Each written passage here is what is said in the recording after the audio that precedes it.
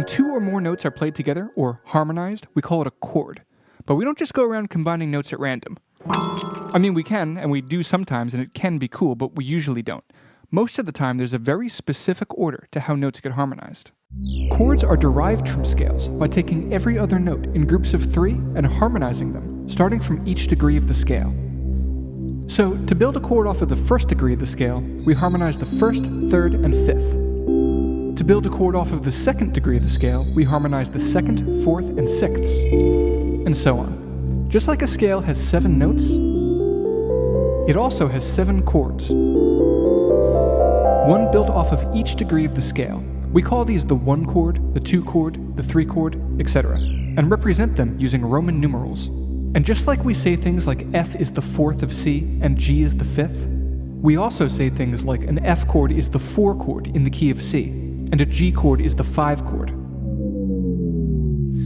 Chords, like scales, can come in many types, be comprised of different numbers of notes, and create many different flavors. The specific configuration of intervals that make up a chord will determine its chord quality. Chords that are derived from either the major or the minor scale will be one of 3 qualities: major, minor, or diminished. A major chord, like the major scale, will sound happy and uplifting. A major chord is built with the 1st, 3rd, and 5th of the major scale. A minor chord, like the minor scale, will sound sad and forlorn. We can make a major chord minor by flatting its 3rd by 1 half step. A diminished chord will sound tense and uneasy. A diminished chord has a flat 3rd and a flat 5th. In the chords that come from the major scale, the 1st, 4th, and 5th chords are major.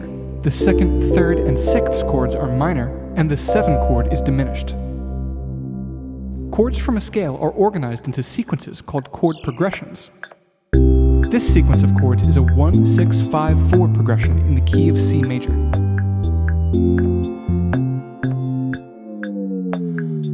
This sequence of chords is a 1, 3, 4, 7 progression in the key of B minor.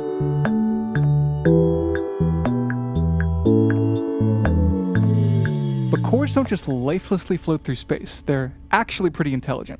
They've got ambitions, ways in which they like to move, and places that they want to go. Everything we've talked about so far is nested inside of an even larger concept that dictates how chords and the notes that comprise them want to move.